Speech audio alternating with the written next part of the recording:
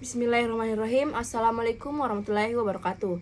Perkenalkan, nama saya Nur Hidayanti dengan NIM 105721106123, kelas manajemen 23B. Baik, di sini saya akan menjelaskan mengenai sistem operasi.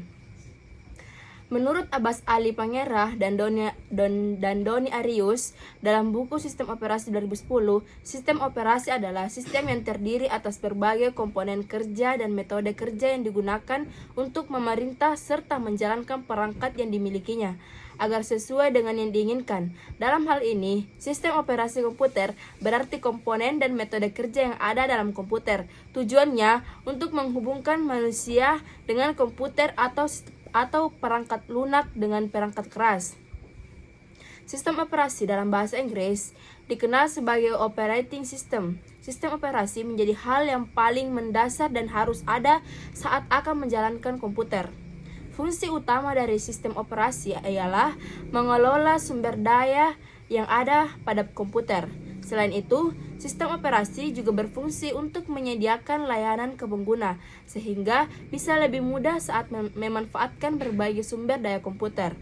Selain dua fungsi tersebut, sistem operasi komputer atau operating system juga berfungsi untuk mengelola data yang ada dalam komputer serta mengatur perangkat lunak dan perangkat keras agar bisa bekerja dengan stabil. Ada 4 jenis sistem operasi komputer, yaitu MS-DOS atau Disk Operating System. MS-DOS merupakan sistem operasi komputer yang paling lama. Tampilannya berbeda dengan sistem operasi komputer saat ini karena pemberian instruksinya dilakukan lewat tulisan. Kelebihan utama dari MS-DOS ialah tidak banyak menghabiskan memori komputer. Namun, kelemahannya ialah instruksi diberikan lewat tulisan dan tidak ada grafisnya sama sekali. Sistem operasi Windows. Windows menjadi operating system terbanyak yang digunakan di seluruh dunia. Tidak hanya itu, Windows juga mudah ditemui dalam berbagai komputer atau laptop. Kelebihan utama dari sistem operasi Windows ialah cara menjalankan dan instalasinya mudah, sedangkan kelemahan utamanya ialah rentan terkena virus. Selanjutnya, sistem operasi Linux. Linux juga cukup sering digunakan oleh pengguna komputer. Walau jumlahnya tidak sebanyak sistem operasi Windows, Linux memungkinkan penggunanya untuk melakukan modifikasi untuk meningkatkan kinerja sistemnya.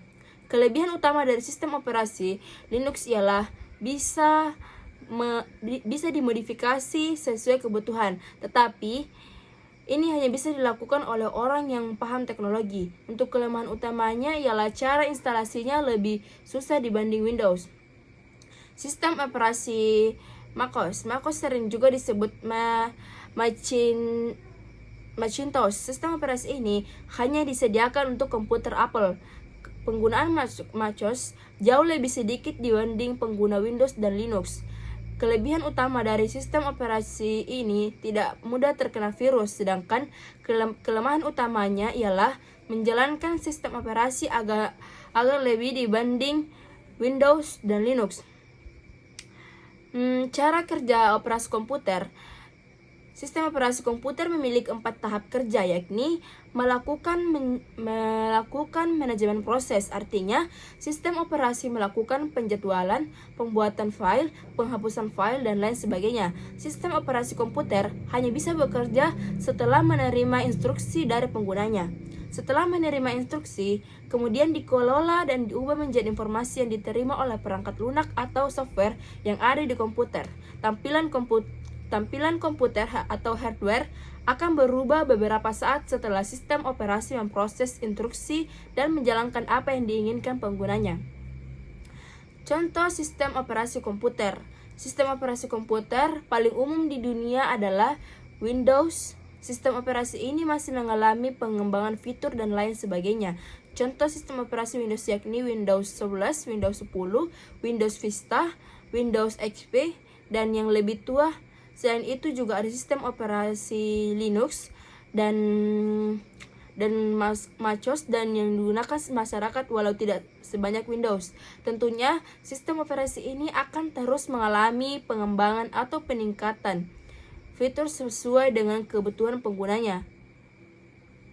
Sekian dari saya. Wassalamualaikum warahmatullahi wabarakatuh.